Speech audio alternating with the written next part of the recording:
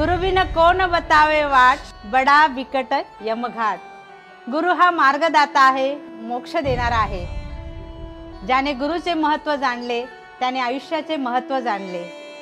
ज्याप्रमाणे एखाद्या हिऱ्याला आपण घासून घासून पैलू पाडतो तेव्हा त्याचं तेज हे अलौकिक असतं आणि तो चोही बाजूला प्रकाशमान होतो, त्याप्रमाणेच आपल्या शिष्यांमधले गुण हेरून त्याला कसबीने आकार देणारा कलाकार म्हणजे शिक्षक होय। शिक्षकाने घडवलेल्या संस्कारांचं मोल अनमोल आहे आणि एकदा रुजवलेली ही संस्काराची बीज ही कधीही नष्ट होणार नाही आणि त्या बीजांमुळे तयार झालेली जी वृक्ष रोपटी आहेत ती सतत या जगाला, या संस्कृतीला आपल्या मूल्यांच्या सावलीने आणि मूल्याने प्रकाशित करत राहतील। हॅलो एव्हरीवन, ही आपली 98 ची बॅच आहे आणि हे आपलं 6वं स्नेह संमेलन आहे आणि मला इथे माझ्या जुन्या मित्रमैत्रिणींना भेटून खूप आनंद झालेला आहे, त्याबद्दल सगळ्यांचे धन्यवाद। 98च्या बॅचच्या स्नेह संमेलनानिमित्त या ठिकाणी एकत्र जमलेलो आहोत। गेले 6 वर्ष हे विद्यार्थी स्नेह संमेलन आयोजित करीत आहेत आणि 3 वर्षापासून आम्हा गुरुजनांना सुद्धा या ठिकाणी आमंत्रित केलं जात आहे आणि आमचाही तो एक प्रकारे आदर असतो। आमच्या प्रती त्यांची असलेली कृतज्ञता ते व्यक्त करत असतात, पण त्याचमुळे आम्हालाही कळतं की आमचे विद्यार्थी आज कुठे आहेत, कुठल्या क्षेत्रात आहेत, काय करत आहेत आणि हे कळल्यानंतर आम्हालाही खूप अभिमान वाटतो की या विद्यार्थ्यांना आम्ही घडवलेलं आहे। आता ही 97-98ची बॅच आहे। मी 88 साली शाळेत लागले, म्हणजे माझ्या हाताखालून जी पहिलीला मुलं गेलेली आहेत त्यांचं हे 10वीचं पहिलं वर्ष आणि 10वी झाल्यानंतर हे विद्यार्थी आपापल्या क्षेत्रात कार्यरत होते। ते काय करतात, त्यांचं काय झालंय, कुठे आहेत हे आम्हाला कळण्याचा काहीच मार्ग नव्हता, पण अमित आणि त्यांच्या ग्रुपने ही जे काही चांगला उपक्रम सुरू केलेला आहे त्यामुळे आम्हाला कळतंय की आम्ही घडवलेली मुलं, आमच्या हाताखालून गेलेले हे जे लहान लहान बालकं होती त्यांचं आता किती मोठा वृक्षात रूपांतर झालेलं आहे आणि आपापल्या क्षेत्रात ती सगळी यशस्वी झालेली आहे। Hi friends, this is Amit Salve and you watching channel V. मित्रांनो, आज मी तुम्हाला माझ्या मित्रांबरोबर भेटवतोय। आज आमचा 6वा स्नेह संमेलन दिवस आहे आणि आज आम्ही ह्या ठिकाणी सर्वजण एकत्र झालेलो आहोत। मित्रांनो, दरवर्षी आम्ही हा स्नेह संमेलन करतो। यंदाचं आमचं हे 6वं वर्ष, 2014 सालीपासून मी हे सुरुवात केलेलं आहे आणि दरवर्षी आम्ही मित्र एकमेकांना भेटतो, मैत्रिणी आम्ही सगळे एक ठिकाणी येतो, जेवतो आणि खूप काही शाळेच्या गप्पा गोष्टी आम्ही करतो। त्याचप्रमाणे आजही आम्ही या ठिकाणी आलेलो आहोत आणि खूप बरं वाटतं ज्यावेळेस आमचे जुने मित्र ज्यावेळेस आम्हाला भेटतात त्यावेळेस आम्ही खूप एन्जॉय करतो आणि आम्हाला खूप मजा येते। दरवर्षाप्रमाणे ह्याही ठिकाणी आम्ही एकत्र झालेलो आहोत आणि प्रत्येक वर्षी आम्ही असंच भेटणार आहेत आणि प्रत्येक वर्षी आम्ही असंच एन्जॉय करणार आहे। हाय, ही माझी मैत्रीण हर्षदम आणि ही माझी मैत्रीण मंगला आणि आम्ही जवळजवळ 1 वर्षाने भेटतोय फोनवर आणि व्हॉट्सअप चॅटिंग वगैरे चालूच आहे, पण असं या कार्यक्रमाच्या माध्यमातून भेटतोय आणि खूप खूप मजा येते आणि आतमध्ये गोंधळ तुम्ही ऐकतच आहात, केवढा आवाज येतोय। आणि दुसरी गोष्ट सांगण्याची की आम्ही ज्या जुन्या आठवणी होत्या त्यांना उजाळा देतोय। मंगला म्हणजे माझी 5वी पासूनची म्हणजे माझी पहिली बेंचमेट। मी अगदी लहान शाळा अशी असताना ती पहिले तिने मला आदर दिलेला। मी खूप अशी धाडसी आहे, हिला असं ही अशी कोणाशी बोलायला गेली की मला फार रागायचं, मग मला असं तिचं गळा वगैरे दाबायचं वाटायचं। आणि अशी आमची मैत्री आणि असं आमचा स्नेह संमेलन दरवर्षी आम्ही अशीच मजा करतो आणि एवढ्याच जोशाने करतो।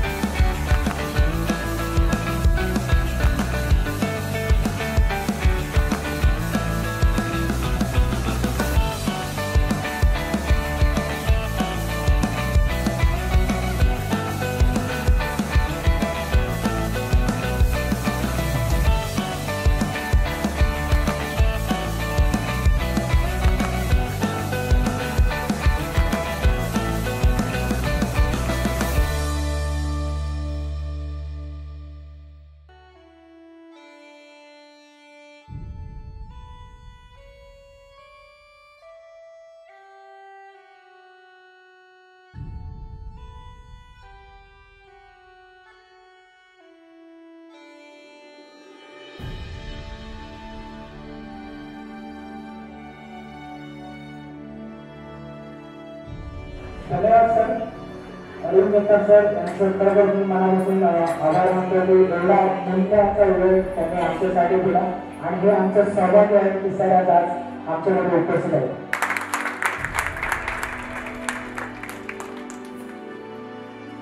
धन्यवाद देवी सर आल्याबद्दल. तुमच्या मूल्याचा वेळ देखील आज आमच्यामध्ये तुम्ही आम्हाला दिला त्यासाठी खूप खूप मनापासून आभार मानतो आणि आला त्यासाठी खूप धन्यवाद.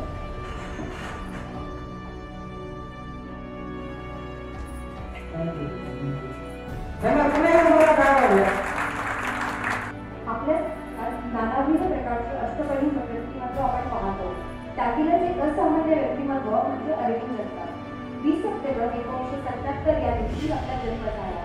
तुमचे वडील शिस्तीचे आणि आई अतिशय मायाळू, म्हणूनच वडिलांची आदरयुक्त नीती आणि आईचा जिव्हाळा आपणास कायम मार्गदर्शक आहे आणि आजही प्रेरणादायी आहे. आपण शैक्षणिक जीवनापासून एक लेखक म्हणून आपले विचार समाजापर्यंत पोहोचवून होतात ते इयत्ता 10वी-11वीचे वर्ष असते. सर्वसामान्य घरच्या परिस्थितीत लेखनाचे सुंदर वातावरण आजूबाजूस नसताना बीड जिल्ह्यात वसलेल्या पाडळशिंगी गावातून आपण आपल्या जीवनाची असामान्य वाटचाल सुरू केली आणि ती आजही उत्तम रीतीने चालू आहे. आपल्या लिखाणात सामाजिक बांधिलकी असणारी संवेदना आज नीतीला सर्वसामान्यांच्या मनामध्ये घर करून आहे. अडचणी उपेक्षित अशा आपल्या अवतीभोवती असणाऱ्यास मदत करावी हा आपला विचार नक्कीच सामान्य नव्हे. स्वतःच्या गरजा कमी करा आणि इतरांच्या भागवा अशाच एका व्यक्तीने आपण आज या समाजास प्रेरित करत आहात. हे नक्कीच अवलंबनीय कार्य म्हणावे लागेल आणि याचं खरं प्रेरणास्थान म्हणजे गावाकडची माती. म्हणूनच पाडळशिंगी या गावचे नाव तुम्ही आज मुंबईत राहून एकदा जोडून ठेवलेले आहे. शैक्षणिक, ऐतिहासिक, सामाजिक, विनोदी इत्यादी ते एक संवेदनशील लेखक म्हणून वयाच्या 42व्या वर्षी आपण ज्या उंचीवर आहात समाजासाठी करत असलेला सदुपयोग खरंच काळजाला भिडतो. याचं उत्तम उदाहरण म्हणजे आजच्या काळात नजरेआड गेलेली किंवा काळाआड झालेल्या पत्रांवरील आपण हलके झटकलेली फुलबोल.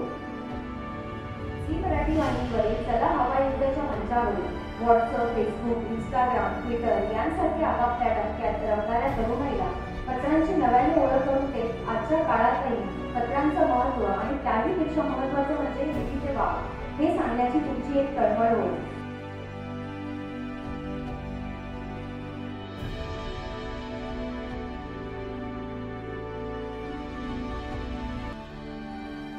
एकशे 4 एपिसोडमध्ये दिनेश सर जवळजवळ अख्खा महाराष्ट्र फिरलेला आहे आणि त्या अख्ख्या महाराष्ट्रामध्ये त्यांना प्रत्येक गोष्टीचा वेगवेगळा अनुभव त्यांनी स्वतःहून त्यांच्या व्यक्तिगत जीवनामध्ये घेतलेला आहे आणि तोच अनुभव त्यांचे जो एपिसोड करत असताना त्यांनी त्या एपिसोडमध्ये देखील गोष्ट दाखवलेली आहे. त्यांचाही खूप धन्यवाद देतो, आभार मानतो की त्यांनी खूप वयाच्या कमी वयापासून त्यांनी चित्रपटसृष्टीमध्ये यायला सुरुवात केली आणि विशेष म्हणजे अरविंद जगताप सर त्यांचा हा दिनेश सरांवर आहे आणि प्रत्येक गोष्ट त्यांना जी काही करायची आहे अरविंद सर ते दिनेश सरांना सांगतात की ही गोष्ट तुला करायची आहे किंवा ही गोष्ट माझ्याकडून आहे ही तुला करायची. त्यातलाच एक बाई नावाचा आमचा जो चित्रपट इथे तुम्ही पोस्टर पाहतात तो बाई नावाचा चित्रपट आहे त्याची जी स्टोरी अरविंद सरांनी फक्त दिनेश सरांसाठी ठेवली होती की हा चित्रपट दिनेश फक्त तुला करायचा असे अरविंद सर त्यांचा हात त्यांच्यावर आहे आणि त्यांच्यावर त्यांचा विश्वास आहे की दिनेश सर म्हणजे तू ही गोष्ट पूर्ण पार करशील असा त्यांचा विश्वास आहे म्हणून त्यांनी ही गोष्ट त्यांच्याकडे दिली आणि आज तो चित्रपटाची शूटिंग 18 ते 20 दिवस आम्ही त्या ठिकाणी केली. त्या 20 दिवसामध्ये त्यांनी दिनेश सरांचं मी पाहिलं जिद्दीने चिकाटीने प्रत्येक गोष्ट ते ऑब्झर्व करते की शूटमध्ये हे नाही पाहिजे ते नाही पाहिजे असं पाहिजे वगैरे वगैरे त्यांनी खूप मेहनत घेतली. 29व्या वर्षामध्ये त्यांनी बाई चित्रपट दिग्दर्शित केला अजून काय मोठा आहे.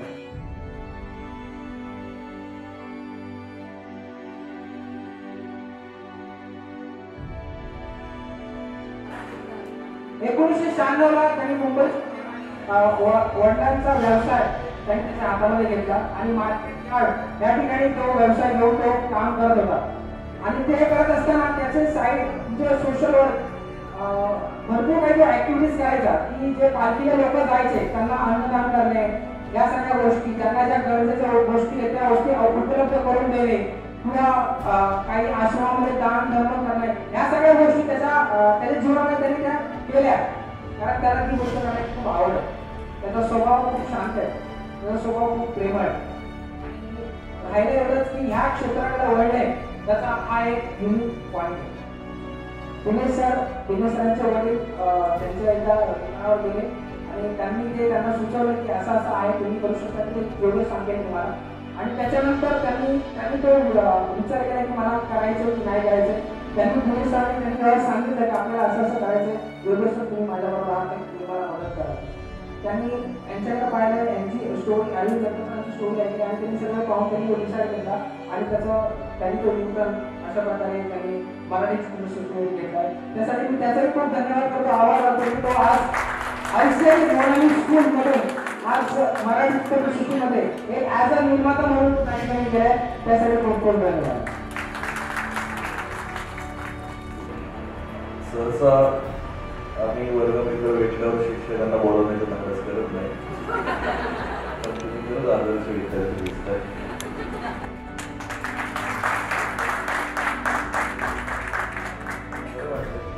पूर्वी खूप गेट टुगेदर बघितले किंवा खूप गेट टुगेदर असतात, पण आपल्या शिक्षकांसोबतचं गेट टुगेदर एका दुर्मिळ गोष्ट. त्याच्यामुळे याबद्दल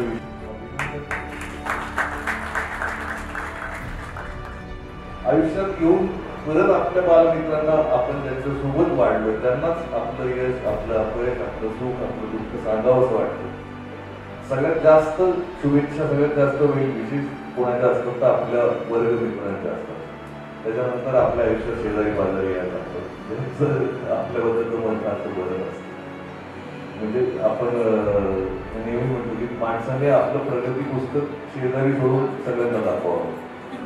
म्हणजे आजकाल पोरांनी किती मार्क पडले असं शेजारी पाजारी जेव्हा विचारतो तेव्हा त्याचं उत्तर असतं 70% पडले, 80% पडले, बरं 90 पडले तरी रिॲक्शन असते. एकाने सांगितलं मला 99% पडले. तुमच्या काळात सगळंच बिघडली शिक्षण व्यवस्था, आमच्या काळात असं नव्हतं. आता कोणालाही 99 पडलं या पद्धतीच्या प्रतिक्रिया असतात. पण जे वर्गमित्र असतात म्हणजे मुळात मला नेहमी गोष्ट आवडते की आयुष्यात आपण शाळेत रोज डबा खाल्लेला असतो, जेव्हा जेव्हा आपण शाळेत जातो मध्येच, पण आपल्या लक्षात राहतो तो डबा. जेव्हा आपण शाळेत सोडून वर्ग तास चालू असताना जो डबा खातो तो आपल्याला काय लक्षात असतो. ती चव आपल्याला कधीच भेटलेली नसते, ती गोष्ट आपल्याला पुन्हा कधीच भेटत नाही. आणि ह्या सगळ्या आता आपल्या ज्या आठवणी आहेत, या सगळ्या भेटी आहेत, ह्या अशा कुठेतरी दिनक्रमात व्यस्त दिनक्रमात या चोरून एक थोडक्यात भेट घेतलेली असते आणि ह्या आयुष्यभर राहणाऱ्या आठवणी आहेत. कारण मग पुन्हा तो प्रवास आहे, पुन्हा तीच ट्रॅफिक आहे, पुन्हा त्याच घटना आहे. तर एवढी दुर्दैवी घटना पुलवामासारखी घडली काश्मीरमध्ये. मला एक गोष्ट वाटते की याच्यावर सगळ्यांनी सोशल मीडियावर बोलण्याची काही गरज नाही आहे. म्हणजे मला माझ्या सैनिकांवर विश्वास आहे, माझ्या सैनिकांबद्दल मला खात्री आहे की जेव्हा पत्ता घेतात तेव्हा शोक व्यक्त करायचा, त्याला कोण ठेवायची बातमी, इतका शत्रूला प्रॉब्लेम असतो की सांगायचं तर नाही सांगायचं आपल्याला आपला झाला आहे. तर आपण आपल्या सैनिकावर विश्वास ठेवूया आणि आपल्या देशाचं वातावरण बिघडवण्यासाठी हा हल्ला झालेला असतो. तर ते आपण मीडियावर सोशल मीडियावर लिहून ते वातावरण बिघडवण्याचा प्रयत्न करू नये. आणि या निमित्ताने सगळ्यात महत्त्वाची गोष्ट मला वाटते की हे सगळं व्हॉट्सअपवर जमलेलं मित्रमंडळ असतं. म्हणजे आपल्याला वर्गात बेंचवर जे आपण एकत्र आलेलो असतो, शाळांमध्ये एकत्र आलेलो असतो, त्याच्यानंतर थेट व्हॉट्सअपने ग्रुप बनवायला सुरुवात केली असते आणि मग त्याच्यानंतर हा जॉईन होतो, तो जॉईन होतो. आणि ही मला वाटतं किती वर्ष झालं म्हणजे ही फार मोठी गोष्ट आहे. कारण व्हॉट्सअपवर जमलेले ग्रुप एक वर्षभरात पुन्हा डिलीट करावे लागतात, इतके भांडणं व्हायला लागतात. हा त्या पक्षाचा असतो, तो त्या पक्षाचा असतो, तो डावा असतो, उजवा असतो, पण काय असतं. पण 6 वर्ष तुम्ही जर सातत्याने एकत्र भेटलं ही फार महत्वाची गोष्ट आहे. आणि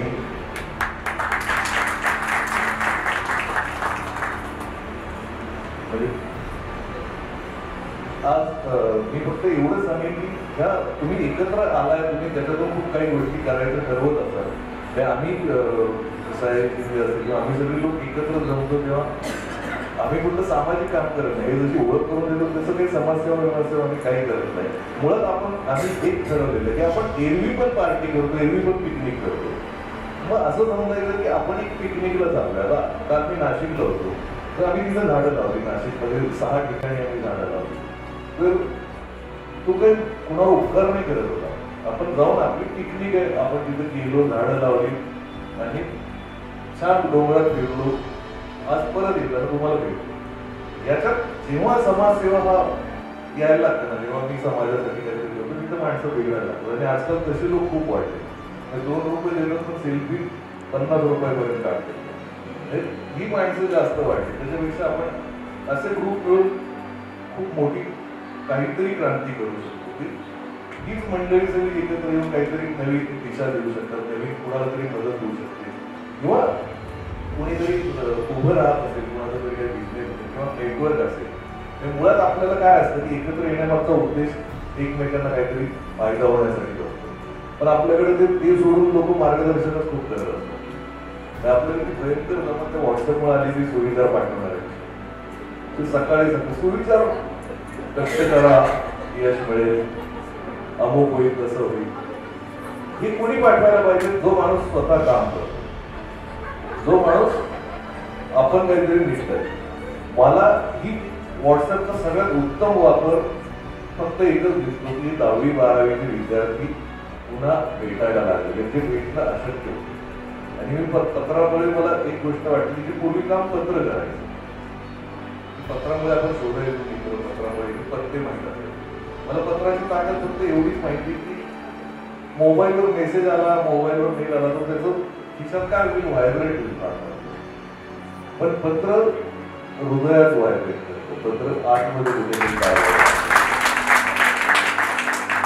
म्हणजे कॉम्प्युटरमध्ये आता कुठलाच फॉन्ट नाही आहे की ज्याचं हस्ताक्षराची त्याची तुलना होईल. सुंदर हस्ताक्षर पाहून जे मन होतं की तसं कॉम्प्युटरचा फॉन्ट टायपिंग केलेली गोष्ट पाठवून मला टायपिंग केलेली गोष्ट कुठे आली की ती नोटीस आल्यासारखीच वाटते. टाईप करून असं कागद कुठली तरी नोटीस असं. पण जे हस्ताक्षरात लिहिलेलं असतं तर आपल्यासाठी एकच गोष्ट आहे की आपल्यासाठी कुणीतरी वेळात वेळ काढून पेन शोधून, कागद शोधून जर त्या कागदावर 4 ओळी लिहित असेल तर त्या माणसासाठी आपण खूप महत्वाच्या फील घेतो की भावना काय. कॉम्प्युटरची किंवा मोबाईलच्या बटनाला आपण बरेच मोबाईलचा उपयोग काय करतो आपण, म्हणजे मोबाईल ही गोष्ट कशासाठी आहे. म्हणजे नवरे काय म्हणतात आजकालचे की आधीच्या पिढीत बरं होतं आपल्या आई वडिलांच्या बाबाच्या. आता लपडं असं झालं की जरा बाहेर गेली बायको म्हणजे कुठे कधी येणार. तर याच्या आधी पण 2-4 वर्षापूर्वी बरी परिस्थिती होती. आता लोकेशन पाठवा म्हणायला लागलं बायका. अजून नवरे अडचणी झाले. त्यांना आता म्हणजे इथून पुढे जसं जसं विज्ञान तंत्रज्ञान प्रगत होत जाणार आहे तसे तसे पुरुष खूप अडचणी घेत जाणार. हे पुरुषांच्या विरोधात जे सुदैवी पुरुष होते ते बिचारे वरचेवर आता कसं ह्याच्यावर काय मार्ग काढायचा, आता ह्याच्यावर काय मार्ग काढायचा या चिंतेत राहणार आहे. त्याच्यामुळे विज्ञान ही महिलांच्या खूप उपयोगाचा आहे. फक्त एवढी एकच गोष्ट झाली मी नेहमीच झाडावर बोलतो म्हणून. म्हणजे एकदम पुरुष ही गोष्ट आता सगळे असो मी स्वतः काही गोष्टी कशा असतात की नवरा असं बायकोला सांगतो. मला त्या नवऱ्याची खूप कमाल वाटतं जो नवरा आपल्या बायकोला सांगतो की मी कधीच खोटं बोलतो. किती खोट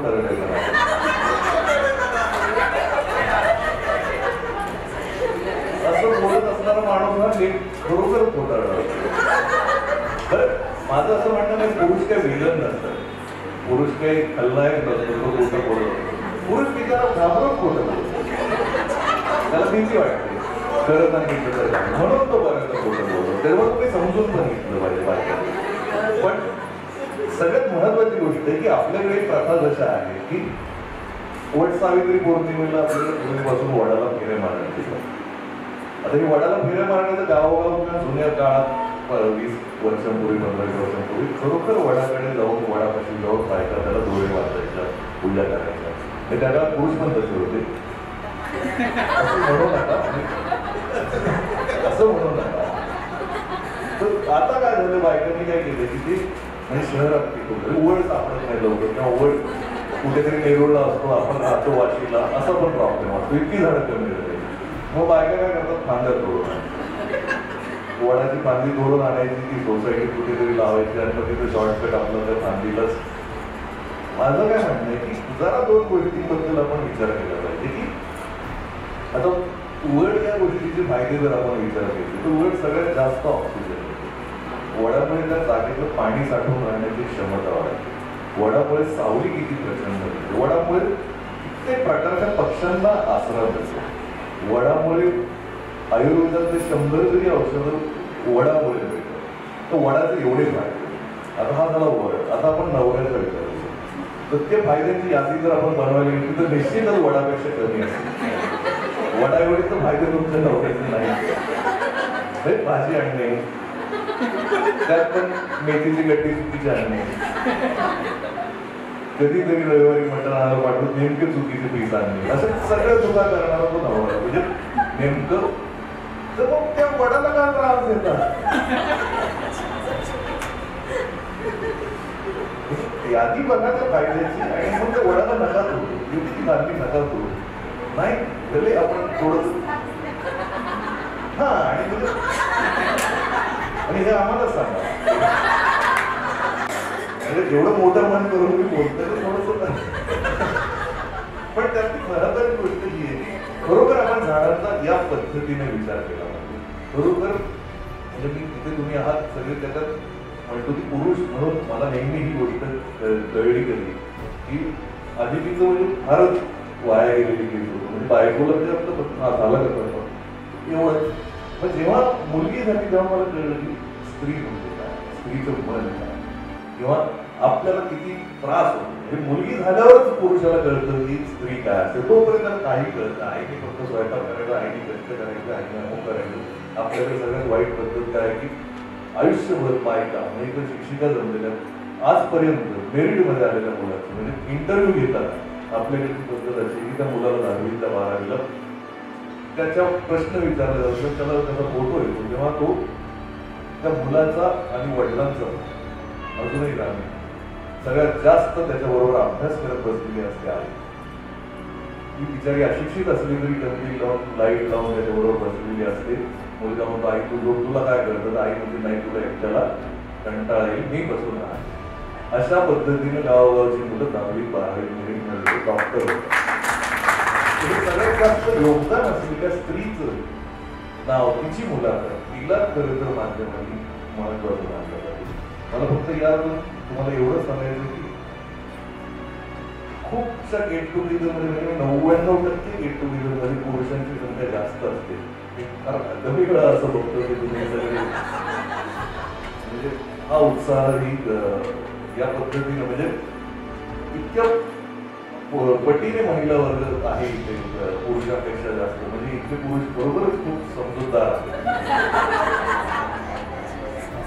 आणि असेच तुम्ही एकत्र येत राहा. त्याच्यातून काहीतरी निश्चितच घडेल. तुम्हाला खूप खूप शुभेच्छा पुन्हा एकदा. असं बोलायचं म्हटलं की बोलता येत नाही. सर लेखक आहेत, त्यांना विचार करावा लागत नाही. ते सुरू झालं की बोलत राहतात. आमच्यासारख्याला स्क्रिप्ट हातात आल्याशिवाय काहीच कळत नाही, सुचत नाही काय करायला पाहिजे. जास्त वेळ घेणार नाही. ॲक्च्युली सर लांबचा प्रवास करून आत्ता आलेले, त्यांनाही पुढे जायचं आहे. सर्वप्रथम Arvind sir thank you so much. तुमच्यामुळे मी आज इथे आहे.